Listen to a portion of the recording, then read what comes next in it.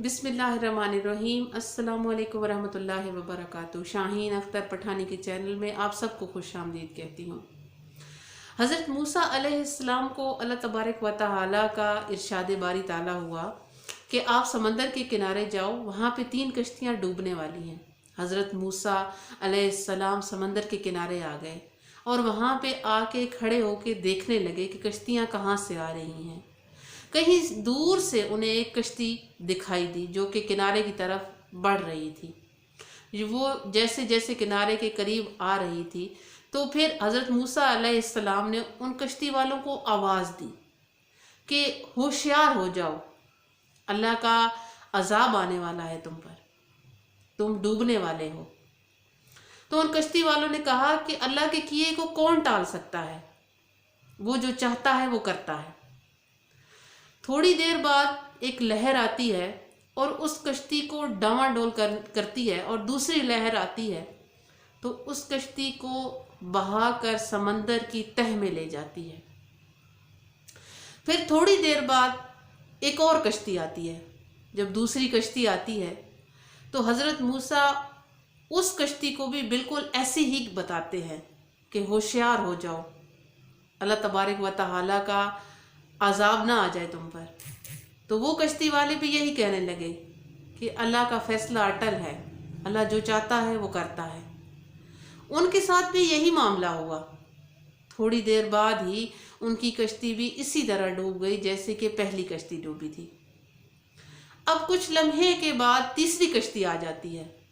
जब तीसरी कश्ती आती है तो हज़रत मूसा अलैहिस्सलाम उनको भी यही बात कहते हैं कि होशियार हो जाओ, अल्लाह ने कहा है कि इन कश्तियों के ऊपर अजाब है, ये डूबने वाली हैं। तो वो कश्ती वाले कहते हैं कि बेशक अल्लाह का फैसला अटल है, अल्लाह जो चाहता है वो करता है, लेकिन हम अल्लाह की रहमत से मायूस नहीं हैं, अल्लाह अपनी रहमत से हमें बचाएगा। हम इस बात पे पुरउम्मीद हैं और हमें यकीन है। कुछ देर के बाद अभी हज़रत मूसा वहीं खड़े थे कि वो कश्ती किनारे पे आ लगती है और जब किनारे पे आती है तो हज़रत मूसा अलैहिस्सलाम सोचने लगते हैं कि अल्लाह का इरशाद था कि 3 कश्तियाँ डूबने वाली हैं, लेकिन 2 कश्तियाँ तो डूब गई हैं, लेकिन ये तीसरी कश्ती तो किनारे पे सही सलामत आन पहुँची है, ये तो नहीं डूबी। इतने में इरशादी बार ताला होता है कि ए मूसा, ए मेरे पैगंबर, उन 2 कश्ती वालों ने मेरी रहमत को नहीं पुकारा था, जबकि तीसरी कश्ती वालों ने मेरी रहमत को तलब किया था। और मेरी रहमत के ख़जाने इतने वसी हैं, इतने बड़े हैं कि जब इन्होंने मेरी रहमत को तलब किया कि अल्लाह हम पे रहम करेगा और ए अल्लाह हम तेरी रहमत चाहते हैं, तो ये कैसे हो सकता था कि इन कश्ती वालों के ऊपर मेरी रहमत ना आती। ये मेरे अल्लाह का बहुत बड़ा फजल होता है, बहुत करम होता है।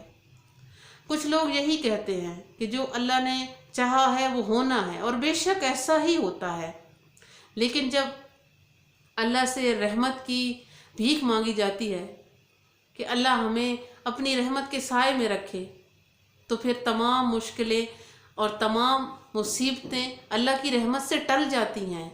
अल्लाह तबारक व तआला तमाम मुश्किलों को अपनी रहमत में ले आता है।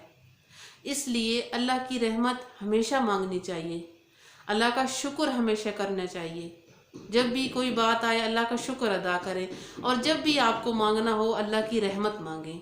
अल्लाह अपने बंदों को कभी अपने दर से खाली नहीं लौटाता।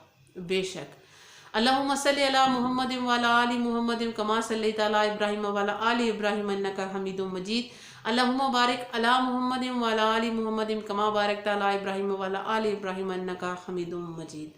जो मेरे चैनल पे नए हैं, अगर मेरी वीडियो आप देख रहे हैं, आपको अच्छी लगती है तो सब्सक्राइब कर दें। अगर आपको इसमें इजाफ़ा करना चाहते हैं, कोई बात शेयर करना चाहते हैं, कमेंट अपनी राय का भी इजहार ज़रूर करें। और मुझे दीजिए इजाज़त, फिर इंशाअल्लाह ताला किसी नई और अच्छी बात के साथ आपकी खिदमत में हाजिर होंगे। तब तक के लिए फ़ी अमानिल्लाह।